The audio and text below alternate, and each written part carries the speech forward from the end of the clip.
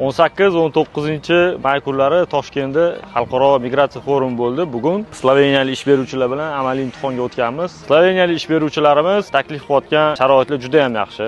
Oilalari, undan tashqari aviaxarajatlar, yashash joylari hamda yeb ichish uchun alohida vaucher ajratishlari bu fuqarolar uchun ancha yengillik qilib beradi.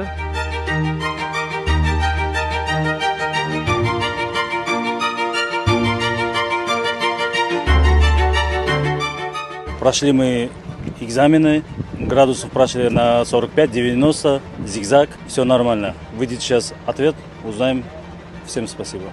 Salom hammaga. Men Inter Avtoskol maktabida amaliy test drive programmasini olib o'qidim. Sloveniya davlatidan testga kelishgan ekan, o'shanda muvaffaqiyatli o'tdim, xudo xolasa. Getwork agentligi, xususiy bandlik agentligi yordam berishdi. Bunga rahmat. Shu xususiy bandlik agent tomonidan men Yevropaga ishlashga ketmoqchiman. Siz ham agar haydovchi bo'ladigan bo'lsangiz, Getwork xususiy bandlik agentligiga murojaat qilinglar.